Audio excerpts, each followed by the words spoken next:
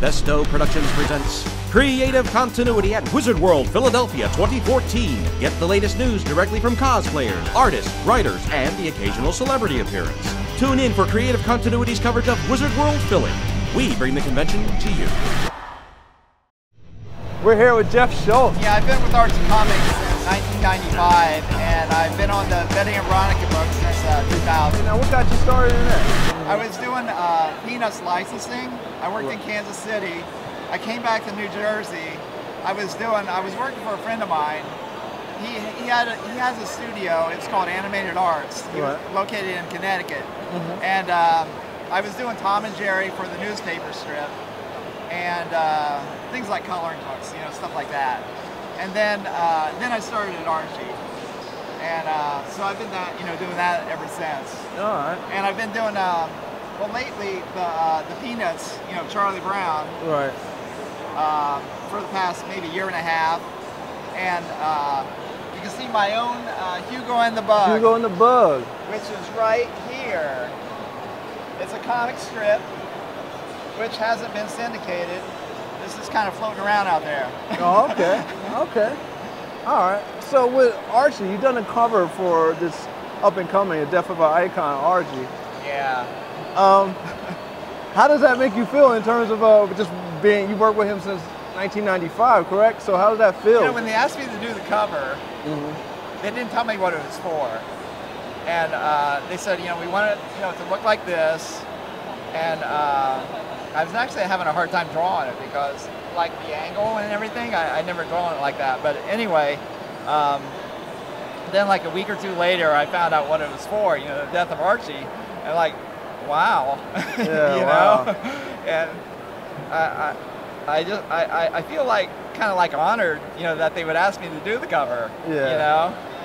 But and then I was at my friend's house. His name's Glenn Whitmore, and he colors the book. He colors the Life with Archie book. So he had the pages at his house, and he was coloring, and I was over there, and I was looking through it, and I see this, you know. Maybe I shouldn't give away what happens, but you know, Archie, you know, gets killed, and it was like really traumatic. Wow. Wow. So what was your favorite thing to do with Archie? Well, when they gave me the Betty and Veronica book, you know, Dan DiCarlo wasn't on it anymore. And I remember I went into the office, and Victor, the editor, he hands me an envelope of the scripts. Says, you know, here's the Betty and Veronica. And I'm just like, what? I said, is Dan on vacation? He goes, well, sorta. And wow. They had fired him. Wow. And they, you know, it was funny. I remember when I was first drawing the book, you know, Betty and Veronica. It's, you know, it was such a big deal to me. And my hand was actually shaking. And it sounds really stupid now. But you know, drawing that, you know, drawing the first like 2 or 3 stories, I don't know. It sounds weird, but no. So then eventually the nerves went away, and it was just. Now it's like, this again. And you say you had to run with the Peanuts. How long was Peanuts? Oh, well, you know, I grew up with them. You know, they've been my favorites. You know, for, you know, forever. You know, like a lot of people. So I started last year drawing them. The funny thing was, Mike Pellerito, who's president at Archie, I was in the office one day. I said, Mike, do you know anybody at Boom Studios? Because they put out the book. They put out the Peanuts book. He said, yeah. You know, because I like to draw. Yeah. And so he contacted somebody there right away. And that's how I got the job. Wow, wow, that's awesome. Yeah. So do you have a favorite piece of artwork, something that you feel is just has a story behind it? Well, I think this is pretty This neat. is epic. This is epic. I had it framed. Yeah, it was. I mean, I think it's something that I'm going to hold on to. You know. All right. This was Jeff Shultz with Creative Continuity. Thank you for the interview. All right. Thanks a lot. Right. Bam. Bam. All right. I'm here with author Suydam, known as the Zombie King. It's what everybody calls me. Now, what inspired you to become the Zombie King? What inspired me? That's a good question. Yeah, I actually come from, I'm from New York City. There was a school in New York City that based on the notes of Leonardo da Vinci, Raphael, and Michelangelo from the 15th and 16th century. They rebuilt the Atelier School of these particular artists. It's in New York City, 4 blocks from my house. It's called the New York Academy of Figurative Art, and I went to that school. And so about 90% of the curriculum was anatomy-based. So I had to do autopsies. I had to sculpt cadavers. I had to paint cadavers and draw cadavers. So I was reading a lot of comics and then watching horror movies. You put all that together, and Marvel Zombies is what you get. Awesome, awesome. And Marvel Zombies is what started the whole zombie revolution. Marvel Zombies. Yeah, Marvel Zombies. Marvel Zombies got the Walking Dead signed and everything else. Right now, now your style of artwork? You were saying, I heard things saying that you have to do it a certain way, and it's a lengthy process. Yeah. Yes. Yeah. So, could you explain how exactly that comes about?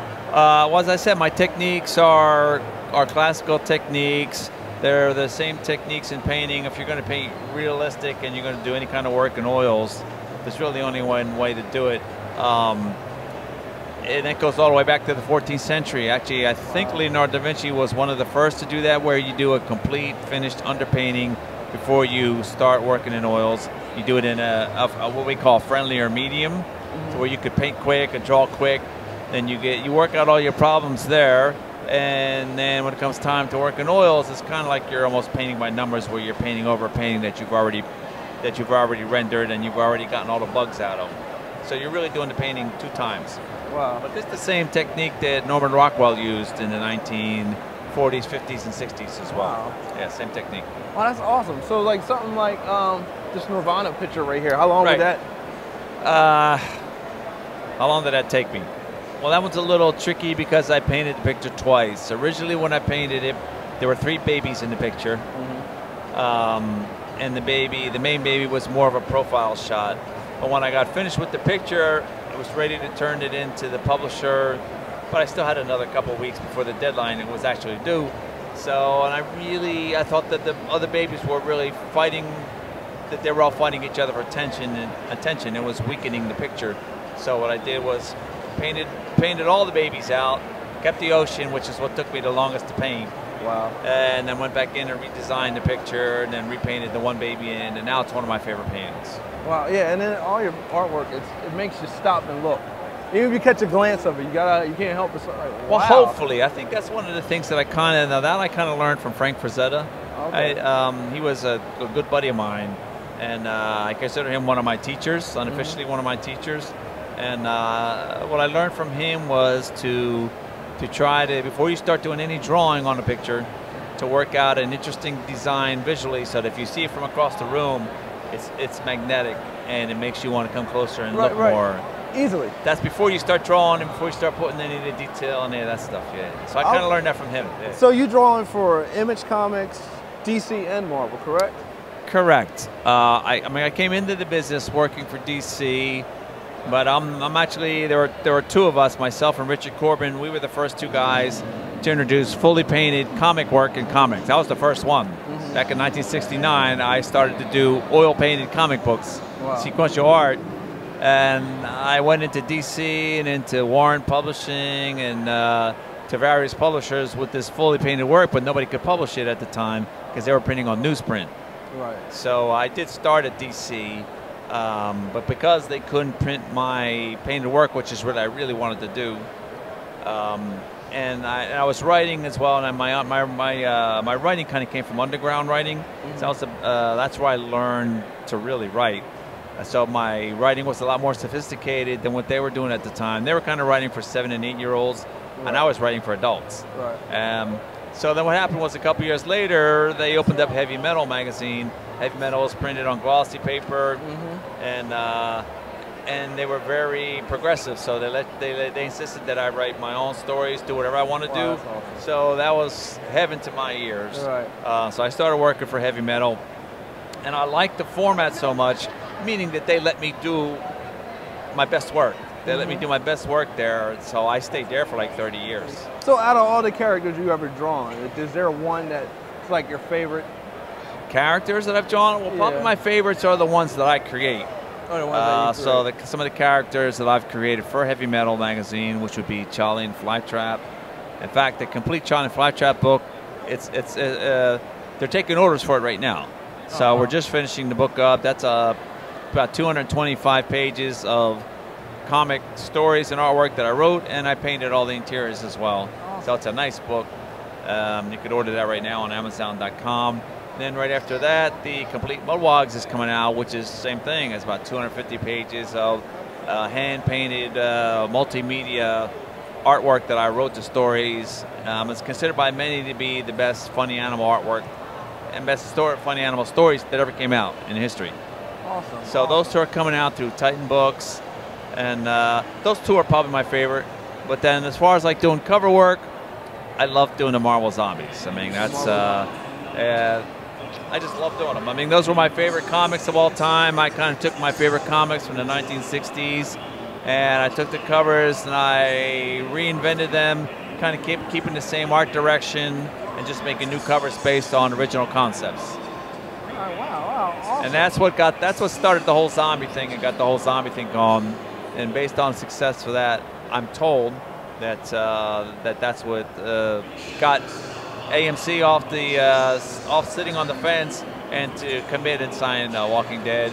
Now I do some variant covers for The Walking Dead as well. Awesome. Right now I'm working on this series right here. So this is the George Romero's new series for Marvel Comics. So it's a team up of the Zombie Godfather and the Zombie King. That's George Romero and myself. And it's called Empire of the Dead. And we're on issue 5 right now, and this is coming out from Marvel. And then I'm also working on the new Army of Darkness series right now as well. I'm doing covers for that. This is Harold Gant with author Suydam, signing off, Creative Continuity. Oh! It's a lot of fun. It's a lot of fun, and I think it's great for everybody. So come out to a comic convention, come to some of the Wizard shows. They've got more shows than any other company in the whole world. They're great fun. You can meet your favorite artists. You can meet your favorite writers. You can meet your favorite actors. It's all here at the show. And there's stuff here that you can't buy at Walmart.